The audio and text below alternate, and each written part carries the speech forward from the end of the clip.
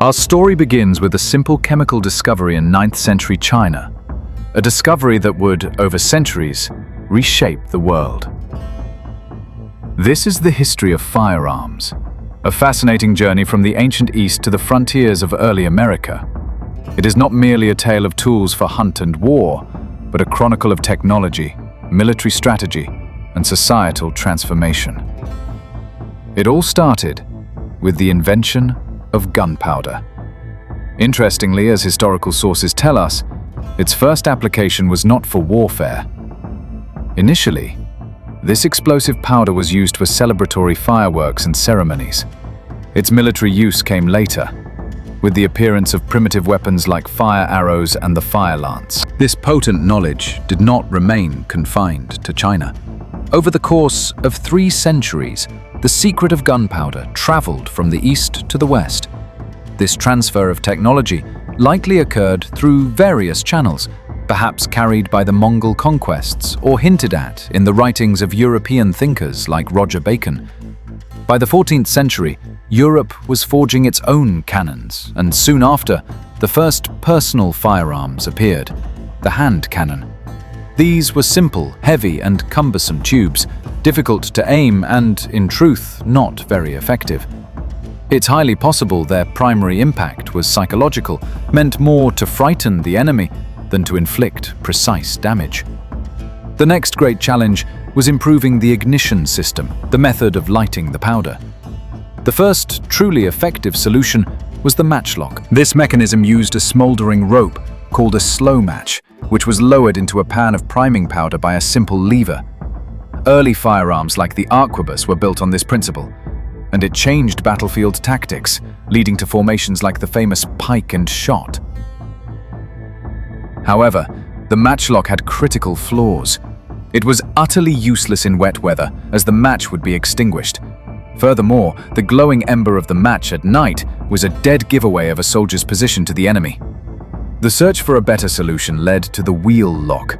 This was a much more complex device, operating on a clockwork-like mechanism that was wound with a key. It generated a spark by spinning a serrated wheel against a piece of pyrite. While innovative, the wheel lock was expensive to produce and too delicate for the rigors of common military use. It was favored more by wealthy hunters and the nobility. The answer for the common soldier arrived in the form of the flintlock. This mechanism struck a perfect balance between reliability, cost, and ease of use. It created a spark by striking a piece of flint against a steel plate. The flintlock proved so successful that it remained the standard for military firearms for nearly 2 centuries. The famous British Brown Bess and the French Charleville muskets, iconic weapons of their time, were both flintlocks. These muskets, the Brown Bess and the Charleville, feature prominently in the history of the American Revolution. Both were smooth-bore weapons, meaning the inside of the barrel was smooth without any grooves. This design limited their accuracy significantly. The effective range of a musket was merely 50 to 100 yards. Beyond that, a shot was wildly unpredictable. Consequently, their purpose was not individual marksmanship. Instead, armies employed them for mass volley fire, where rows of soldiers would fire simultaneously in the same direction, creating a devastating wall of lead. For close-quarters combat, long bayonets were fixed to the muzzles of these muskets. However, in America, another type of firearm gained fame, the American long rifle, also known as the Kentucky rifle. Largely crafted by German immigrant gunsmiths in Pennsylvania, this was a completely different kind of weapon. Its defining feature was rifling, spiral grooves cut inside the barrel. These grooves imparted a spin to the bullet as it exited, stabilizing its flight much like a well-thrown ball. The effect on accuracy was monumental. Where a musket was effective at 100 yards, a skilled user with a Kentucky rifle could hit a target at 300 or even 400 yards. This remarkable accuracy came with a trade-off, a slower loading time. The bullet and patch had to be carefully seated to engage the rifling, making it less suitable for the rapid-fire line battles of the era. It was, however, the perfect tool for hunters and frontiersmen. In the American Revolution, both types of firearms saw use. While the bulk of the Continental Army was equipped with smoothbore muskets, They also had specialized units of riflemen, such as the famed Daniel Morgan's riflemen. These sharpshooters used the long rifle to hide and target British officers from great distances, creating a significant tactical and psychological impact. Indeed, the conflict itself, at Lexington and Concord, began when British troops marched to seize colonial stockpiles of weapons and gunpowder, igniting the "shot heard round the world." After the war, the newly formed United States recognized the crucial need for self-sufficiency in arms production. They established national armories at Springfield, Massachusetts and Harper's Ferry, Virginia. There, they began producing their own standardized military firearm, the Model 1795 musket. Heavily based on the French Charleville, it was a flintlock and became the first official musket of the US Army. As the 19th century dawned, technology took another great leap forward with two major inventions, the percussion cap and the Minié ball.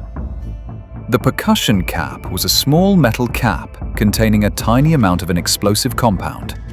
When struck by the hammer, it created a flash that ignited the main powder charge. This system replaced the flint and steel, finally solving the flintlock's greatest weakness: unreliability in wet weather. It was a far more dependable system. The second innovation was the Minié ball, designed by a French army officer. This conical bullet was slightly smaller than the barrel's bore, allowing it to be dropped in quickly. However, it had a hollow base. When the gun was fired, the pressure of the expanding gas caused the base to flare out, gripping the rifling tightly. This was a revolutionary development. The rifle could now be loaded almost as quickly as a smoothbore musket, yet it retains the incredible range and accuracy of the Kentucky rifle. The combination of the percussion cap and the Minié ball transformed warfare, making the rifle the undisputed dominant weapon on the battlefield. At the same time, handgun technology was also advancing, most notably with Samuel Colt's Patterson revolver, the first truly practical multi-shot handgun, which changed the world of personal firearms forever. This, then, is a brief account of the evolution of firearms, from that first spark in China to the sophisticated rifles and revolvers of the 19th century. What is truly remarkable is that this race of technology never stopped.